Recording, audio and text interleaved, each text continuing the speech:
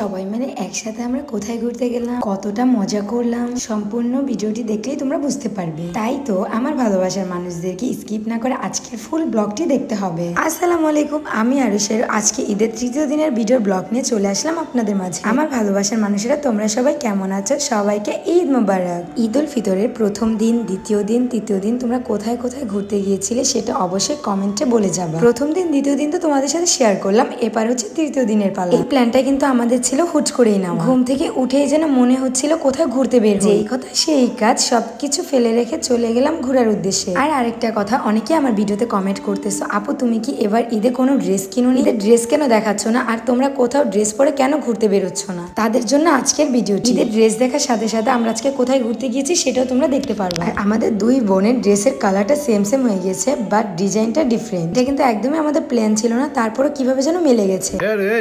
তোমার আমি পুরো বাড়ি খুঁজতেছি, তুমি এখানে কি করো? হ্যাঁ, এখানে আমি ডায়েট কন্ট্রোল করতেছি। ডায়েট কন্ট্রোল করতেছি মানে? এটা কি খাইতেছো তুমি? এটা হচ্ছে ম্যাজিক্যাল স্লিমিং টি। এটা খেলে কি হয়? এটা খেলে মেদগুড়ি তো কমায়, পাশাপাশি নিজেকে অনেক স্লিম করে ফিট রাখে এন্ড গ্যাস্ট্রিক আলসার দূর করে। তাই নাকি?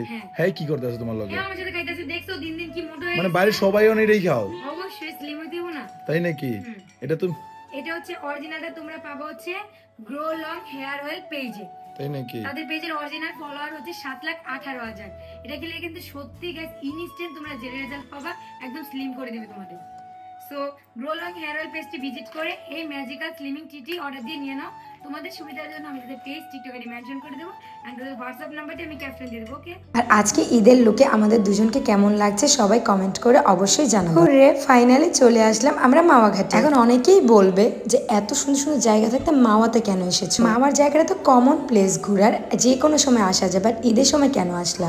আসলে আমাদের তেমন সচরাচর এখানে আসা হয় না, আর যেহেতু মাওয়াতে অবশ্যই নাইটে ঘুরতে হয়, সেহেতু আমরা ডিসাইড করে নিয়েছি আমরা ঈদের সময় মাওয়াতে যাব। বাট এত সুন্দর একটা জায়গায় এসেছি, সবচেয়ে বেশি খারাপ লাগতেছে সোয়া মাম্মামের জন্য। আসলে আমার ড্রেসটা এতটাই হেভি যে সোয়া মাম্মামকে ক্যারি করতে খুব কষ্ট হয়ে যেত, তাই নিয়ে আসতে হয়নি। আর আমার এই সুন্দর ড্রেসটা পারচেস করেছি কিন্তু সোয়ার পাপার পছন্দেই। যাই হোক, মাওয়াঘাটে এসেছি আর ট্রলার দিয়ে ঘুরবো না এমন তো হতে পারে না। ইস, কি সুন্দর এই সূর্যের মোমেন্টটা দেখতে। অবশ্যই এই সুন্দর মোমেন্টে প্রিয় মানুষটিকে পাশে পাওয়ার ভাগ্য সবার থাকে না, কিন্তু আমার আছে। আসলে কজনই বা ভাগ্য করে জন্মায় ভালোবাসার মানুষটিকে নিজের করে সারা জীবনের করবে। একটা কথা আমার এখন বলতে খুব ইচ্ছে করছে, নিশ্চয়ই আমি এই জন্মে এমন কোনো ভালো কাজ করেছি যেই কারণে সোয়ার পাপাকে মহান আল্লাহ তাআলা আমার করে দিয়েছে। এই মানুষটাই হচ্ছে আমার জীবনে সব থেকে বড় পাওয়া। এই মানুষটা আমার জীবনে এসেছে বলেই সোয়া মাম্মামের মতো একটা লক্ষ্মী মেয়ে আমি পেয়েছি। সবাই একটু আমার সোয়া মাম্মামের জন্য দোয়া করবে। তো ঘুরতে ঘুরতে কিন্তু বেশ ক্ষুধা লেগে গিয়েছে, সেজন্য আমরা চলে আসলাম শখের হাড়ি। এর আগেও আমি এখানে এসেছি, এখানেই খাওয়া দাওয়া করেছি। এত এত রেস্টুরেন্ট থাকতেও কেন শখের হাড়িতে আমার আশা? এই প্রশ্নটা এখন সবার মনে থাকবে। আসলে এখানকার খাবার আমার খুব পছন্দের, আর এই খেলনাগুলো দেখে কেন যেন সোয়ার কথা খুব মনে পড়ছে। বাই দ্য ওয়ে, খাবার অর্ডারের জন্য চলে গেলাম ইলিশ মাছ দেখতে। ওরা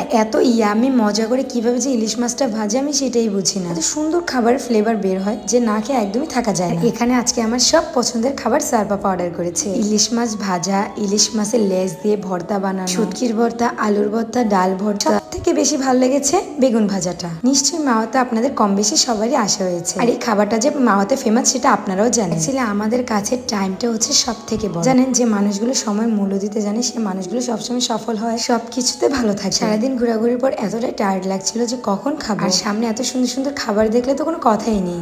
ঈদের তৃতীয় দিনটা খুব মজা করে কাটালাম। সবার কাছে কেমন লেগেছে ভিডিওটা অবশ্যই কমেন্ট করে জানাবা। দেখতে দেখতে চলে এসেছে একদম ভিডিও শেষ পর্যায়ে। সবাই ভালো থাকবা, সুস্থ থাকবে, এন্ড আমার জন্য দোয়া করবে। আল্লাহ হাফেজ, টাটা।